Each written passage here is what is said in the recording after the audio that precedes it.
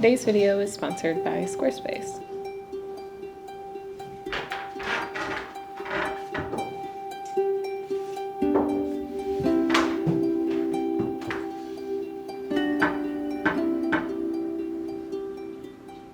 Hello there everyone, I hope you're all doing well. Today I thought it would be fun to go through the 5 kitchen herbs that I think every witch should be growing.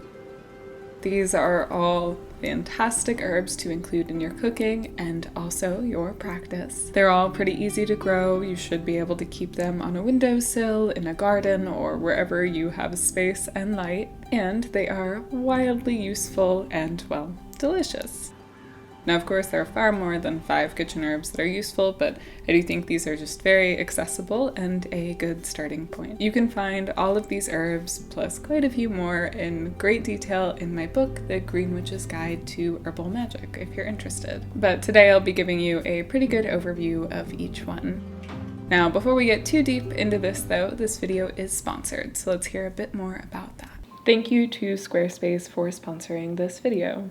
Squarespace is a website building and hosting company, and as I'm currently working on putting up a website, it is very exciting to get to partner with them. With Fluid Engine, a next-generation website design system from Squarespace, it's never been easier for anyone to unlock creative design. You get to start with a best-in-class website template and customize every detail with reimagined drag-and-drop technology for desktop or mobile. You can stretch your imagination when it comes to online design with Fluid Engine, built in and ready to go on any new Squarespace site. One thing I really love about Squarespace is their flexible website template. You get to get started with one of their professional website templates with designs for every category and use case. Then customize your look, update the content, and add features to fit your unique needs. You can make any Squarespace template do what you want, so your idea, brand, or business stands out online on every device and can be as unique to you as you dream. Another thing that I really love about Squarespace is the ease of working an online store. Whether you sell physical, digital, or service products, Squarespace has the tools you need to start selling online. So if this sounds interesting to you, go to squarespace.com/thegreenwitch to save 10% off your first purchase of a website or a domain. Thanks again to Squarespace for sponsoring, and let's get back to the video. Alrighty, welcome back. Let's delve into these 5 herbs, starting first with basil.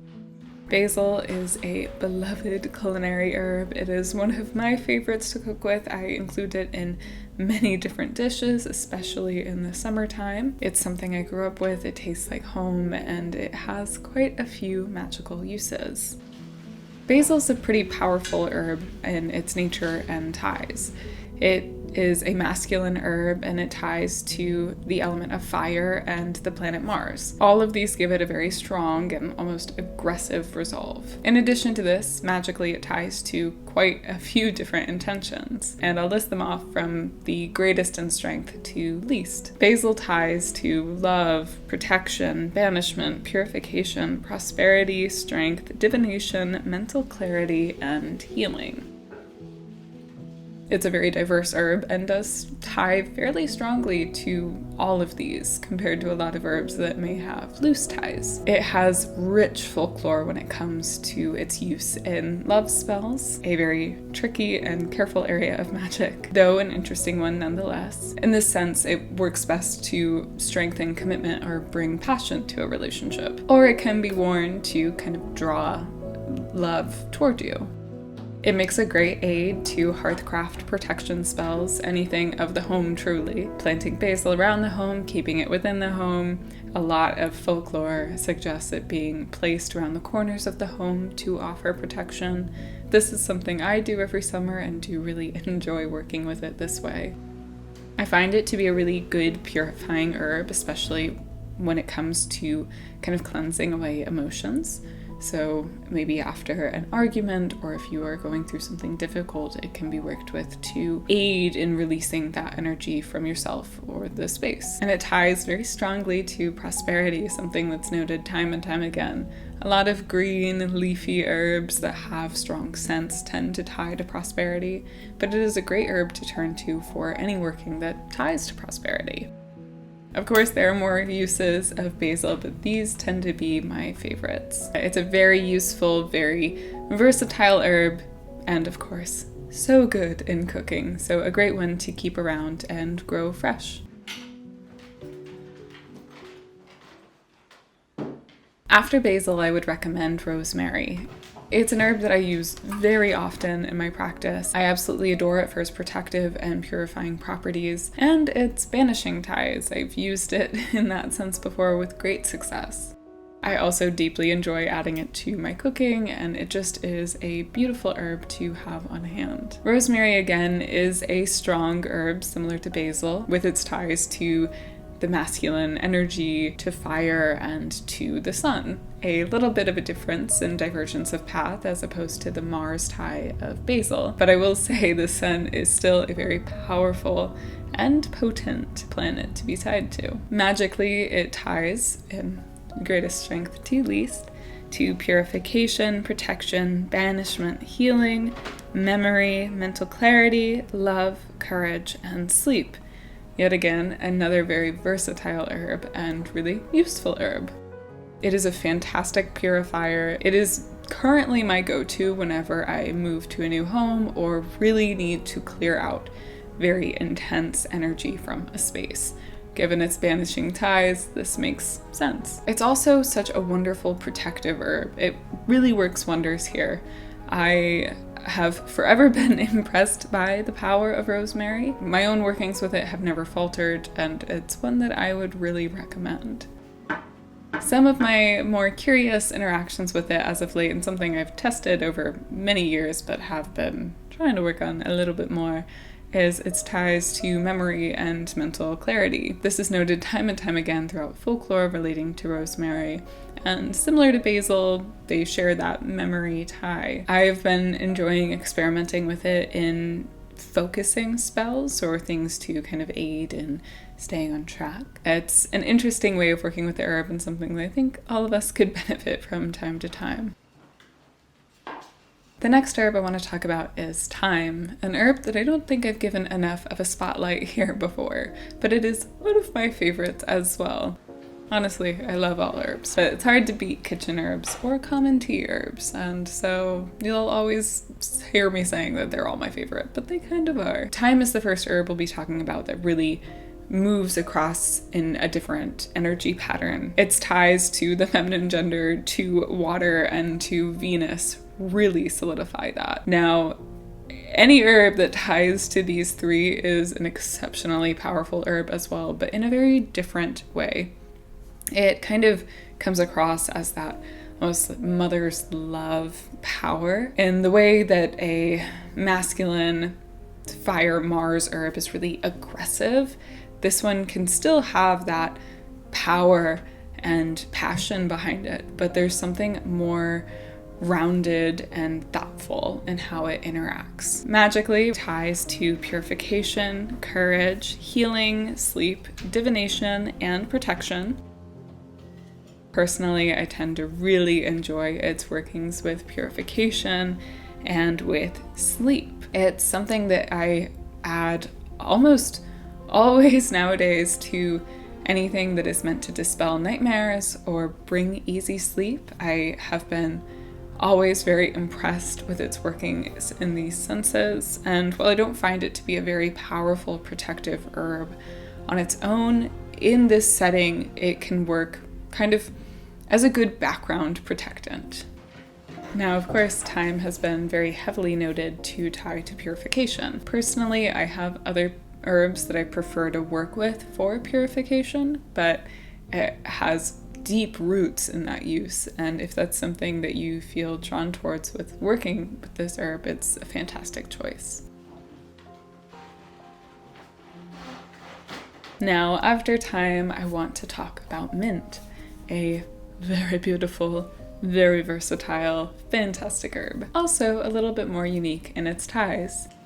Mint ties to the masculine energy, to the element of air, and to the planet Mercury. These are very interesting ties. It makes it move a little more freely than some of the other herbs that we've talked about. And while it still holds some of that directness from the masculine energy, Mercury gives it just a little bit more looseness in how it moves around, and I really do value that, especially in some of its ties. Primarily, mint ties to healing, fortification, prosperity, but it also ties to purification and protection. Mint is a beautiful healing herb, both medicinally and magically. Of course, when we're talking about magic, we want to use it alongside other medical interventions, but it does bring a good air of healing. Namely, I adore mint for its fortification properties.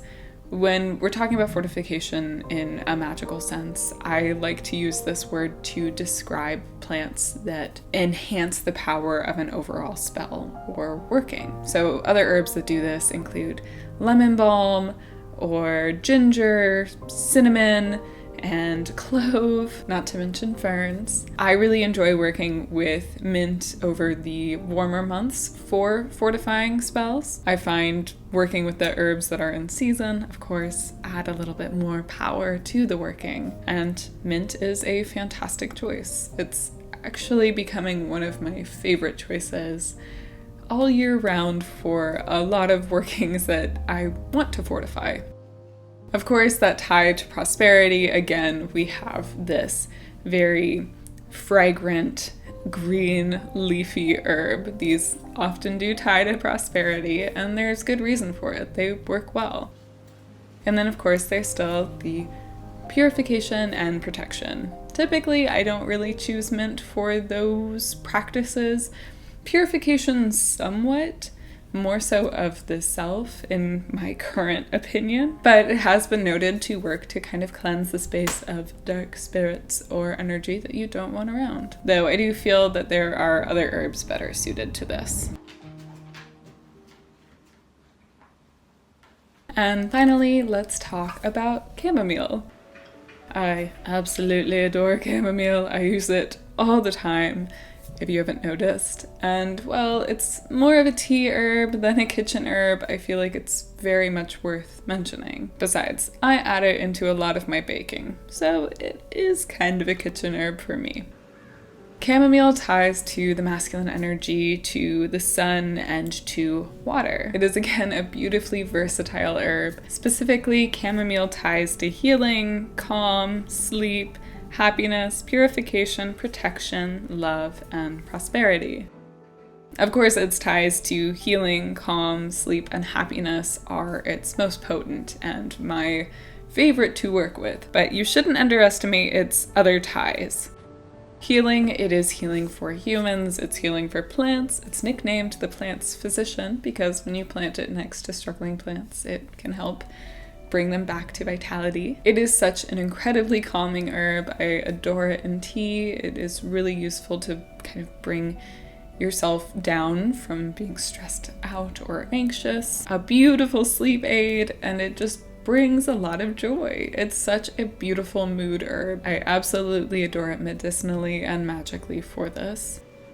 And when it comes to purification and protection, well, I find it to be a little bit more minor in its workings in these senses. It shouldn't be forgotten. It does work well. And when it comes to love, I find that it's best worked for self-love. It's something I often include in practices that I'm trying to bettering myself, which can look like any number of things, but it's very beneficial in just helping you.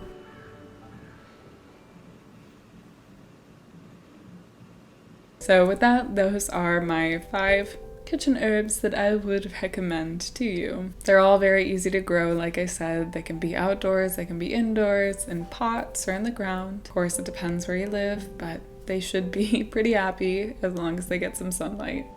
Kitchen herbs are great because you can add them very easily into your cooking and thus add their properties into your food.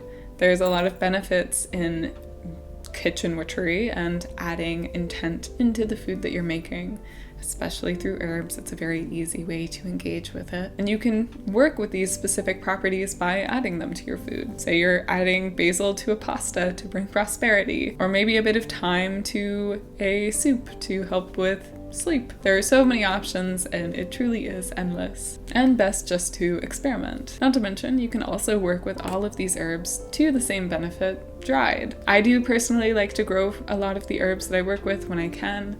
I like having that connection with them, but it's absolutely not something that you have to do. So there are so many options, and I hope you really enjoy. So with all that, I'm gonna close out this video. Thank you so much for watching. If you can and would like to, I'd really appreciate it if you checked out my Patreon. There I share art, herbal profiles, book recommendations, and monthly workshops. I also have another channel where I share more of my day-to-day life, magic, herbalism, all of that good stuff. And I wrote a book. It's The Green Witch's Guide to Herbal Magic. It is a book all about spell work, and specifically herbal spell work, herbal magic. And it's meant to bring the beginner to an intermediate. So if any of those sound interesting to you, all of it will be linked down below. Thank you so much for watching. I hope you're having a lovely day, and I can't wait to see you again soon.